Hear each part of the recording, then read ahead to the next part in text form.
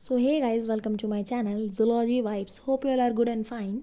सो आज हमारा lecture number 4 है फाइलम मॉलस्क का, और आज के इस लेक्चर में हम क्लास गैस्ट्रोपोडा को कवर करेंगे।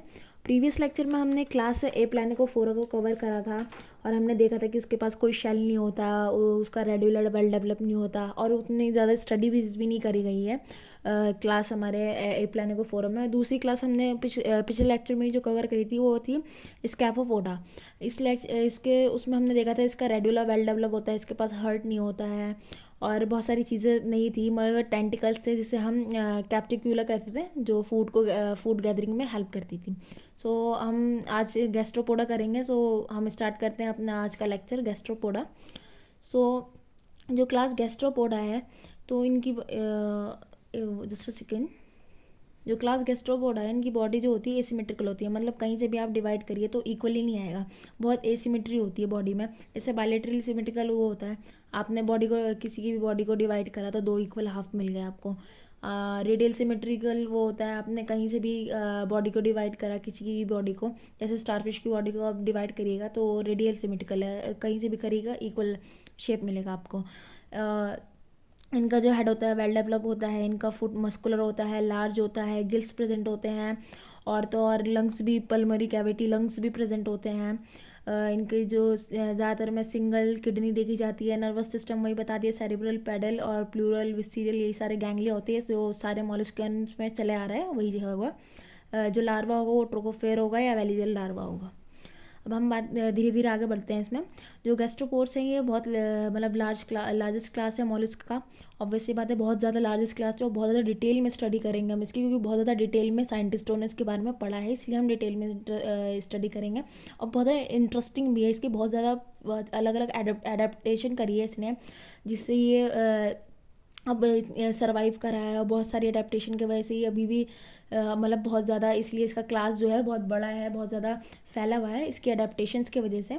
और बहुत ज़्यादा इंटरेस्टिंग अडेप्टेशन है, मतलब ऐसे अडेप्टेशंस आपने कहीं देखे ही नहीं होंगे, वैसे हैं। ठीक है। सो हम इनके हैबिटेट की बात कर लेते हैं, रहते कहाँ पर है। ये बॉटम ऑफ सी में रहते हैं, पेलेजिक सी में, मतलब खुले हुए सी में, लिटोरियल एक्सटेंशन इन सी, मतलब शी शोर के साइड में ये प्रेजेंट होते हैं। They have also invaded fresh water में भी रहते हैं, and many have successfully conquered land as well. Land में भी रहते हैं, लैंड में जैसे स्नेल वगैरह होगा, ये सारे तो लैंड में ही रहते हैं। और कहाँ रहते हैं, ये लैंड में भी रहते हैं, मतलब इन्होंने कोई जगह ही नहीं छोड़ी है, इसे तो बोला गया बहुत ज़्यादा फैले हुए हैं, डाइवर्स है ये क्लास, बहुत ज़्यादा डाइवर्स है। ठीक है। Gastropoda differ from other groups you have studies so far, मतलब ये चार ऐसे जो इसके अडेप्टेशन हैं जिसके वजह से ये बाकी सारे जो ग्रुप्स हैं अभी तक हमने पढ़े हैं उनसे अलग है। इनकी जो बॉडी डेवलपमेंट है उसका एक डिस्टिंक्ट हेड है, हेड अलग से बना हुआ है। Body show dorso ventral elongation, body dorso ventral elongate है। ठीक है। Plate like shell is covered into a spiral asymmetrical shell that serves a protective retreat for the animal. मतलब इनका जो शेल है वो कॉइल हो के एसिमेट्रिकल बन चुका है। पहली बात तो एसिमेट्रिकल हो गया है, कॉइल हो के स्पाइरल सिमेट्री में है, एसिमेट्रिकल हो गया है, और वो प्रोटेक्ट करता है इनके जो एनिमल रहते हैं इनके अंदर, उसको प्रोटेक्ट करता है अदर ऑर्गेनिज्म से, अदर एनिमल्स से। ठीक है। जो visceral mass undergo 90 to 180 degree twist with respect to head and foot, a phenomena known is torsion. ये सबसे ज़्यादा इंटरेस्टिंग बात है इनकी, कि इनकी जो बॉडी है वो 180 to 90 डिग्री के उसमें मूव हो जाती है, मतलब जितने ऑर्गन्स हैं सारे मूव हो जाते हैं 180 से 90 डिग्री के उसमें। इंटरनल ऑर्गन, विस्टीरियल ऑर्गन जैसे इंटेस्टाइन, हार्ट वगैरह मूव हो जाती है। इंटरेस्टिंग बात है ना, हम कहाँ कर सकते हैं ऐसा, मगर ये ऐसा कर सकते हैं 90 से 180 डिग्री में मूव कर देते हैं। कोई भी प्रीडेटर आता है, कोई भी आता है इन्हें छेड़ने छुड़ने, तो ये जो प्रीडेटर से बचने के लिए पूरा मूव कर जाते हैं। ठीक है। तो अब हम पढ़ते हैं उस फेनोमेना को हम टॉर्जन कहते हैं। सो अब हम पढ़ेंगे टॉर्जन के बारे में सबसे पहले ही। ठीक है। सो ये जो टॉर्जन होते हैं, वन सेकेंड, ये जो टॉर्जन होते हैं, the anterior portion of the nervous system consisting the ring not affected by torsion. जो एंटीरियर पोर्शन होता है, मैंने पहले बता दी, जो टॉर्जन होता है उसमें 180 डिग्री का राउंड ले लेता है पूरा बॉडी जो होता है, 180 से 90 डिग्री का मुड़ जाता है। अभी मैं इमेज दिखा दूंगी आपको, अच्छे से क्लियर हो जाएगा। ठीक है। Only the posterior portion got involve in this process, मतलब एंटीरियर रीजन नहीं आता, एंटीरियर रीजन नहीं आता है, सीधा पोस्टीरियर रीजन आता है। ये एंटीरियर रीजन है, ये एंटीरियर रीजन हो गया, ये पोस्टीरियर रीजन है। ठीक है। सो मैं बता दूँ आपको थोड़ा सा। तो ये जो एंटीरियर रीजन है ये ऐसे ही रहता है, इसी के ऊपर ये समझ लीजिए ये पोस्टीरियर रीजन आ गया, ठीक है। ये एंटीरियर रीजन था, इसी के ऊपर पोस्टीरियर रीजन आके इसके ऊपर बैठ गया, ये समझ लीजिए टॉर्जन में ऐसा कुछ प्रोसेस होता है, ठीक है। Thus the two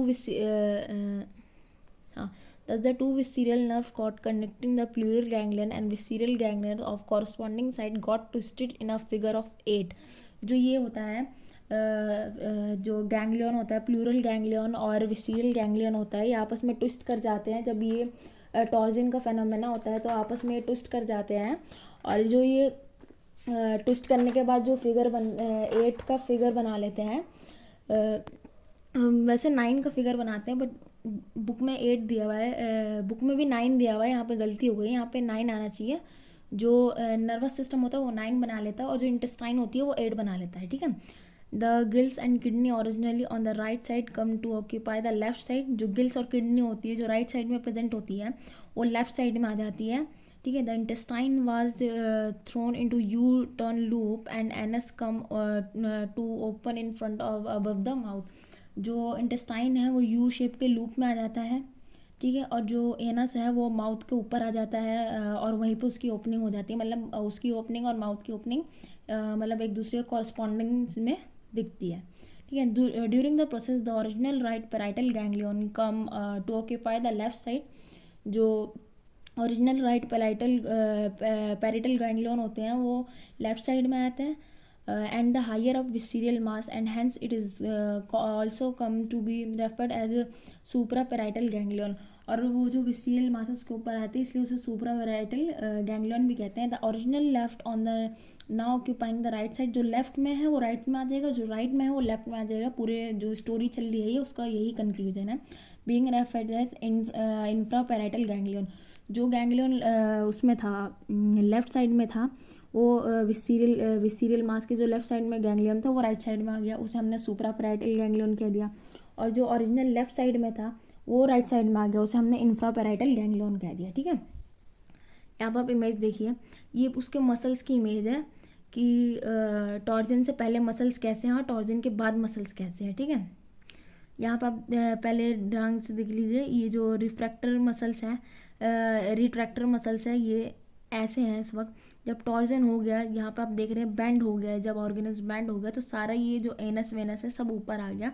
यहाँ पर एनस देख सकते हैं, इस टाइम पे टॉर्जन से पहले एनस पीछे था, ठीक है। अब यहाँ पे हम और क्लियरली समझ में आएगा यहाँ से आपको, ठीक है।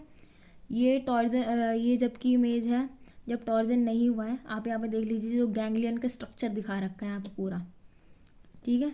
ये एनस दिखा रखा है, यहाँ पे एनस है, ये पूरा गैंग्लियन का स्ट्रक्चर है जो पर्पल में है। अब आप यहाँ पे देखिए जी ये 90 डिग्री का टॉर्जन हुआ है यहाँ पे जो हुआ है 90 डिग्री जो बॉडी है वो मूव कर गई है, और यहाँ पे पूरा 180 का है,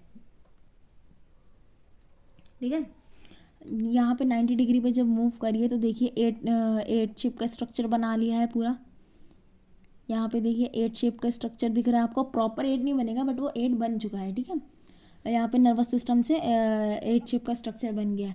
अब यहाँ पे आप देखिए जब पूरा 180 डिग्री पे हो गया, 180 डिग्री पे आइए तो ये जो इंटेस्टाइन है, ये जो स्टमक है, इसने बना लिया है कुछ 8 शेप का स्ट्रक्चर या यू शेप का जो लूप है वो इधर इंटेस्टाइन ने बना लिया। यहाँ पे एनस की आपकी ओपनिंग हो गई है माउथ के ऊपर ही। ये ऐसे ये टॉर्जन का प्रोसेस होता है कि पूरी बॉडी का 180 डिग्री में मूव हो जाना, पूरे विस्टेरियल ऑर्गन का 180 डिग्री में मूव हो जाना, इस प्रोसेस को ही हम टॉर्जन कहते हैं। तो टॉर्जन क्या है बेसिकली कि जो पोस्टीरियर पार्ट है बॉडी का, the posterior part of the body move around 180 degree, ठीक है। 180 डिग्री में टर्न हो जाना पूरा पोस्टीरियर पार्ट का, बॉडी के पोस्टीरियर पार्ट का, इसी को हम टॉर्जन कहते हैं, ठीक है। सो अब हम देखते हैं एडवांटेज ऑफ टॉर्जन, ठीक है। Advantage of torsion, if there was no torsion, is अगर टॉर्जन नहीं हुआ, the foot withdraw into the shell first and move vulnerable hand without withdraw the last. जो अगर टॉर्जन नहीं हुआ तो इससे क्या होगा, फुट पहले आ जाएगा और हेड जो है जो ज़्यादा नाजुक चीज़ है वो बाद में आएगी, फुट पहले चलाएगा। And operculum a proteinaceous coating on dorsal posterior border of the foot in some snails improve defence. इसके पास ओपरकुलम होता है, जैसे बॉडी का जैसे लास्ट पार्ट जो होता है, जो शेल के अंदर सारी पूरी बॉडी इनकी शिफ्ट हो जाती है जैसे कोई प्रेडेटर आता है, तो सबसे लास्ट जो पार्ट होता है वो इनका फुट अंदर जाता है। तो फुट के बाद एक ओपरकुलम प्रेजेंट होता है पोस्टीरियर साइड में। ओपरकुलम प्रेजेंट होता है स्नेल्स में, कुछ स्नेल्स में पाया जाता है, जो डिफेंस को इम्प्रूव करता है। मतलब जैसे ही फुट अंदर आया वो ओपरकुलम पूरा कवर कर देता है, प्रेडेटर का कहीं से चांस ही नहीं होता अंदर आने का। पूरा ओपरकुलम जो है पैक कर देता है पूरे ऑर्गेनिज्म के बॉडी को। बाहर से पूरा शेल से पैक हो गया, पीछे से जो ओपनिंग थी वो ओपरकुलम ने कवर कर दी। ठीक है। जो इसका दूसरा बेनिफिट है टॉर्जन का, वो ये देखा गया, torsion is a mantle cavity has anterior aperture that permits pure water from the front of a snail to enter। जो ये बेनिफिट देखा गया है, जो मेंटल कैविटी में जो भी पानी आता है तो उसके फॉर्म में, जैसे जब इनकी जो बॉडी होती है वो ज़मीन पे होती है, रखी हुई होती है, तो उसमें जो डस्ट पार्टिकल्स हैं वो भी आ जाते हैं, कुछ वो भी ये सब भी एंटर हो जाते हैं। बट जब इनकी बॉडी इनके जो एंटीरियर पार्ट के ऊपर पोस्टीरियर पार्ट चला होता है तो सारा मेंटल तो उसी में है, मेंटल कैविटी विसरल ऑर्गन तो उसी में है। तो जो ब्लड बोली सॉरी, जो वाटर आता है वो प्योर वाटर आता है, फ्रेश वाटर आता है, उसमें कोई डर्ट वर्ट नहीं होता। ठीक है। जो तीसरा benefit of torsion is increase the snail sensitivity. इस सेंसिटिविटी को इंक्रीज कर देता है। सेंसिटिविटी कैसे इंक्रीज होती है, जो नर्वस सिस्टम है वो जो लैडर लाइक पूरा नर्वस सिस्टम होता है इनका, वो आपस में ट्विस्ट कर जाता है और क्लोज आ जाता है एक दूसरे के। अब ऑब्वियस सी बात है, क्लोज जब आ जाता है तो सिग्नलिंग ज़्यादा तगड़ी तो उसमें होगी ना, एज़ कम्पेयर टू दूर दूर में। अब कोई बंदा दूर दूर है तो आप उससे कम बात कर पाइएगा। टीचर दूर दूर बैठा देती हैं तो कम बात होती है, जब पास पास बैठते तो भाई लगे ही रहते हैं। तो ये वाला सिस्टम है ना। तो इनका जो गैंग्लियंस है, जो न्यूरल सिस्टम है, वो आपस में करीब आ जाता है। जैसे ही वो पास आता है तो ज़्यादा स्टिमुलेट हो जाता है, सेंसिटिविटी बढ़ जाती है चीज़ों की ट्विस्टिंग होने से। ठीक है। ये थे इसके बेनिफिट्स। अब हम बात करते हैं इसकी जो सेकंड डिस्टिंग्विश फीचर है, which is coiling of shell. अब कॉइलिंग ऑफ शेल देखते हैं हम, जो इसका सेकंड डिस्टिंग्विश फीचर है, ये भी बहुत ज़्यादा इंटरेस्टिंग है। जो मैं थोड़ा बता दूँ आपको पहले, जो कॉइलिंग ऑफ शेल होती है, जो कॉइलिंग में 3 लेयर होती है, शेल की जो 3 लेयर होती है वो इंक्लूड होती है। अब उसके बारे में हम डिटेल में आगे पढ़ेंगे। ठीक है। Most gastropods possess shell।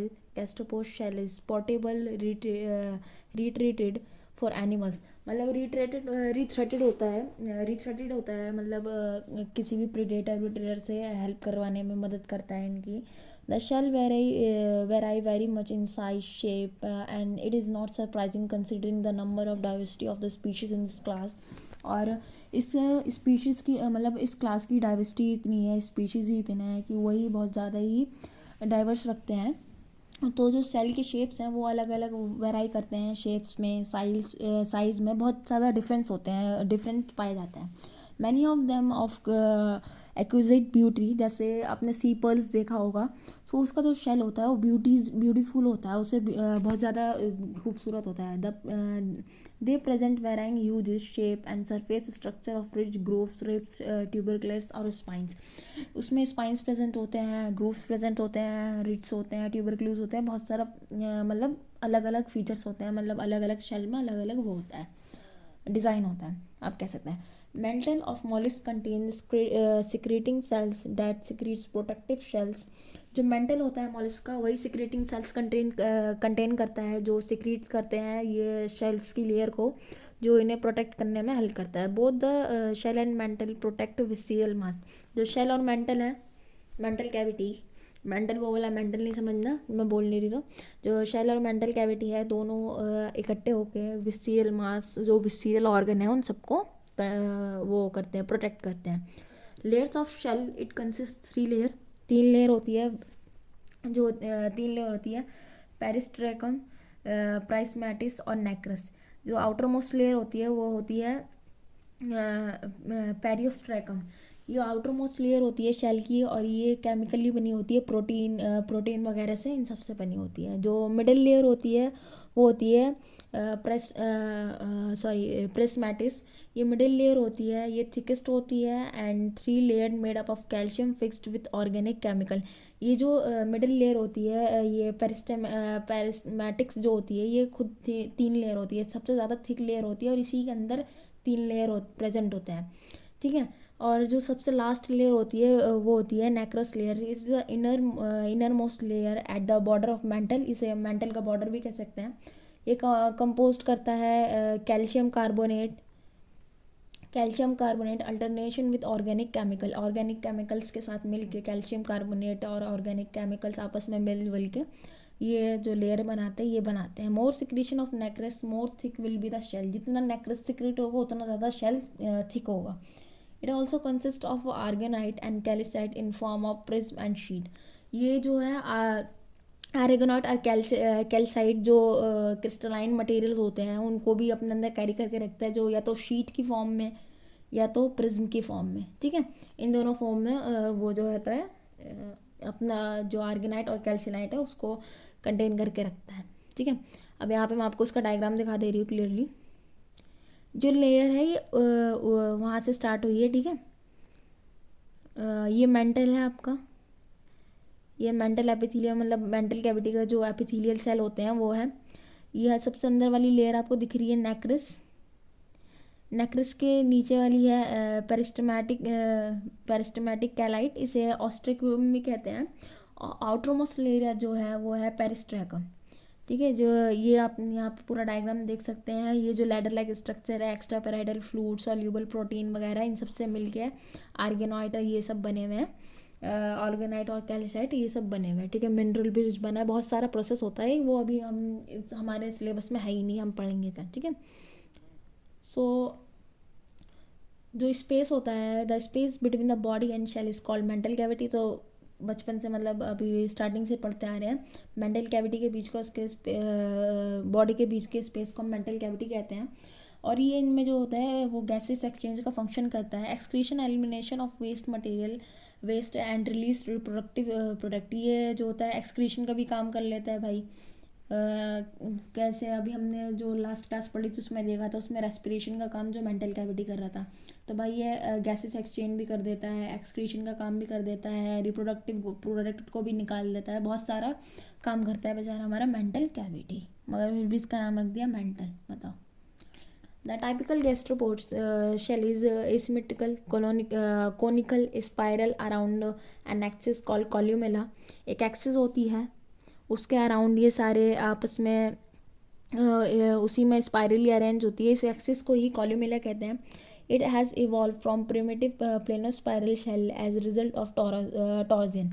जो प्रिमिटिव कॉइलिंग होती थी शेल्स की, जो पुराने गैस्ट्रोपोड्स थे उनमें जो कॉइलिंग होती थी वो प्लानोस्पाइरल कॉइलिंग होती थी टॉर्जन की वजह से ही. ठीक है, मगर अब जो मॉडर्न वो होती है वो प्लेनोस्पाइरल टॉर्जन के वजह क्या कहते हैं यार, प्लेनोस्पाइरल कॉइलिंग नहीं होती है, अब कॉनोस्पाइरल कॉइलिंग होती है. पहले प्लेनोस्पाइरल थी, अब जो मॉडर्न गैस्ट्रोपोड्स है उसमें कॉनोस्पाइरल कॉइलिंग होती है.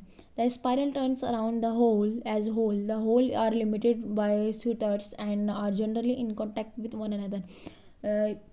ये होल्स होते हैं, होल्स के पास सूटर्स आते हैं जो आपस में एक दूसरे से कनेक्ट रहते हैं. The succeeding larger whorl partially cover the preceding smaller whorl. जो लार्जर होल है वो स्मॉलर होल को कवर करता रहता है. The remaining smaller whorl together constitute the spire. The spire has pointed apex.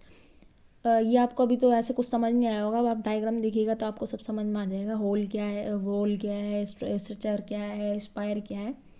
ठीक है, सो यहाँ पे देखिए आप. ठीक है, ये बॉडी की होल है, ये शोल्डर है, ये एक इतने हिस्से को हम स्टर कहते हैं. ये एपेक्स है. और ये जो पूरी मतलब लैडर लाइक स्ट्रक्चर, एक सीढ़ी समझ लीजिए, ये जो पूरा बन रहा है ये पूरा स्पायर हुआ. और इसमें एक जो ये हो रहा है ये चीज़ है, ये चीज़, इसी को हम वो कह रहे हैं, होल कह रहे हैं. ठीक है, सो अब बात करते हैं इनके गैसेस एक्सचेंज इन गैस्ट्रोपोड. जो गैसेस एक्सचेंज होते हैं वो गिल्स के थ्रू, गिल्स जो होते हैं मॉलिस्क के वो मैंने पहले बता दिया, उन्हें नाइटीडिया कहते हैं. Ctenidia of gastropods could be either monopectinate or bipectinate. मोनोपैक्टेनिक होता है, बाइपैक्टेनिक होता है, या तो जो गिल्स की जो रॉड होती है सिर्फ एक साइड गिल्स प्रेजेंट होगा, या तो दोनों साइड ही गिल्स प्रेजेंट होगा. ठीक है, most gastropods have only one ctenidium. ज़्यादातर जो गैस्ट्रोपोड्स होते हैं उनके पास एक नाइटीडियम होता है. The land snails is among gastropods have their mantle highly vascularized and converted into lungs for purpose of gas exchange. जो स्नेल्स होते हैं, लैंड के स्नेल्स होते हैं, गैस्ट्रोपोर्स में वो हैव देयर मेंटल हाईली वेस्कुलाइज, उनका जो मेंटल होता है, मेंटल कैविटी होती है वो बहुत ज़्यादा ही वेस्कुलाइज होती है, converted into the lung for the purpose of gas exchange. जैसे गिल्स जो होते हैं वो तो वाटर में ही, पानी में ही अपना जो ऑक्सीजन है वहाँ से इनटेक करते हैं, गिल्स तो बने ही इसलिए होते हैं, वो उनका जो नेचर ही ये होता है। बट जो टेरेस्ट्रियल में स्नेल्स आ गए हैं वो कैसे सर्वाइव करेंगे गिल्स में, तो इसीलिए उनकी जो मेंटल होती है उसमें बहुत ज़्यादा वेसल्स प्रेजेंट होते हैं, वो बहुत ज़्यादा वेस्कुलाइज होता है, वेसल्स प्रेजेंट होते हैं, और इवन लंग्स भी प्रेजेंट होता है जो गैस एक्सचेंज का काम करता है, ठीक है। मगर मोस्टली देखा गया है जो इनका वो होता है, मेंटल होता है, उसी में बहुत सारे नर्व्स प्रेजेंट होते हैं जिससे गैसेस एक्सचेंज होता है, ठीक है। Primitive gastropods have two gills for gas exchange. Modern gastropods have one to two gills, cause one gill was reduced to due to coiling. जो प्रिमिटिव गैस्ट्रोपोड्स थे उनके पास डेफिनेटली मतलब लिखा हुआ था कि 2 गिल होगा, बट जो मॉडर्न गैस्ट्रोपोड है या तो 1 होगा या तो 2 होगा। क्यों? क्योंकि शेल कॉइलिंग की वजह से स्पेस कम हो गई, ऑब्वियस सी बात है, शेल कॉइल हुआ, इतनी सारी लेयर्स चढ़ी, फिर वो कॉइल कॉइल कॉइल होते गया, और एट द एंड में जाके टिप जो बना ली, तो भाई स्पेस तो कम होता गया ना। तो उसी के वजह से इनका जो बहुत ज़्यादा विस्टीरियल मास है वो उनका कम हो गया। कॉइलिंग का एक ये कह सकते हैं आपको इनको डिसएडवांटेज हुआ है, और ये सिर्फ गैसेस एक्सचेंज में नहीं, आपको बहुत जगह भी हम पढ़ेंगे तो उसमें भी आपको देखने का मिलेगा कि शेल कॉइलिंग की वजह से इन्हें बेनिफिट तो हुआ, प्रेडेटर से बच तो जाते हैं, मगर उसी के साथ साथ इन्हें नुकसान भी हुआ। वही है ना, कुछ पाने के लिए कुछ खोना पड़ता है, तो मतलब बहुत सारे फ़ायदे हैं तो बहुत सारे नुकसान भी हैं, ठीक है। अब हम पढ़ते हैं सर्कुलेशन ऑफ इन गैस्ट्रोपोड्स। जो इनका हार्ट होता है वो एंटीरियर साइड में लोकेटेड होता है, विस्टीरियल मास में एंटीरियर साइड में लोकेटेड होता है। In most gastropod the right auricle is reduce, जो राइट ऑरिकल होता है वो रिड्यूस होता है या एबसेंट होता है। From ventricle and anterior and posterior aorta arise, जो वेंट्रिकल होता है, वेंट्रिकल से एक एंटीरियर और पोस्टीरियर अरोटा जो होता है वो अराइज कर रहा होता है। The anterior aorta supply blood to head, जैसे मैं आपको बताती जाऊँ साथ में, जो ये वेंट्रिकल है, जस्ट अ मिनट, ये वेंट्रिकल है, ठीक है। तो वेंट्रिकल से एक पोस्टीरियर अरोटा, ठीक है, और एक एंटीरियर अरोटा अराइज हो रहा होता है। ये जो एंटीरियर अरोटा होता है ये हेड को, और जो मतलब हेड रीजन है यहाँ पे, हेड को और फुट को जो होता है ब्लड सप्लाई करता है। और जो पोस्टीरियर अरोटा होता है वो विस्टीरियल मास, मतलब जो इंटेस्टाइन वगैरह है इन सबको ब्लड सप्लाई करने का काम ये पोस्टीरियर अरोटा का होता है। In the foot and head region blood is collected into sinuses. Blood also passes into kidney before entering into the respiratory structure. फिर यहाँ पे साइनेसिस होता है, मतलब वही सेल्स प्रेजेंट होते हैं, मतलब खुले सेल्स होते हैं। फिर यहाँ से जो ब्लड होता है वो वापस उधर चला जाता है, वहाँ से जाने से पहले जो किडनी में जाता है ये ब्लड पूरा प्योरीफाई होने के लिए कह सकते हैं आप, या गैसेस वो उसके लिए गैसेस एक्सचेंज के लिए कह सकते हैं आप, पूरा किडनी में जाता है, वापस होने से पहले किडनी पे ज़रूर जाएगा, ठीक है। सो हम बात करते हैं इनकी फीडिंग हैबिटेट की। Feeding habitat of gastropods, gastropod exhibit a variety of feeding habitat, बहुत ज़्यादा तरीके हैं इनके पास, भाई इनका क्लास ही इतना ज़्यादा है तो ऑब्वियस सी बात है तरीके भी बहुत हैं इनके पास फीडिंग हैबिटेट के, ठीक है। दे आर हर्बीवरस, कार्निवरस, स्कार्वेंजर्स, स्कार्वेंजर्स वो होते हैं जो डेड डिगेन उसको खाते हैं, ठीक है। Deposit feeders, suspension feeders and parasite, suspension feeders भी है, पैरासाइट भी है, भाई सभी है, हर्बीवरस भी है, कार्निवरस भी है, और जो फीडर्स रहते हैं जैसे नाइडिल्स वाइडेंस उनको भी ये खा लेते हैं। Due to erosion, the stomach has been rotated 180 degree and as a result of the esophagus joins stomach posteriorly and intestine leaves the stomach anteriorly. इसमें क्या कहा गया है, जो टॉर्जन की वजह से जो इनका जो वो बॉडी का स्टमक जो है वो 180 डिग्री रोटेशन की वजह से जो ऑसोफेगस है वो स्टमक को ज्वाइन कर लेता है, आके ज्वाइन कर लेता है stomach posteriorly and the intestine leaves the stomach anteriorly. जो इंटेस्टाइन होता है वो एंटीरियर साइड से स्टमक को छोड़ देता है और पूरा जाके पोस्टीरियर साइड से ऐसे जाके अटैच हो जाता है, जिससे ठीक है। Many suspension and deposit features have structure called crystalline style that secrete the enzyme amylase. जो सस्पेंशन होता है मतलब इनका जो होता है स्टमक में जाने के बाद एक क्रिस्टलाइन स्ट्रक्चर होता है, ये क्रिस्टलाइन स्टाइल होता है। इसके बारे में हम जब क्लास बाई 12 पढ़ लेंगे ना उसमें डिटेल में देखेंगे।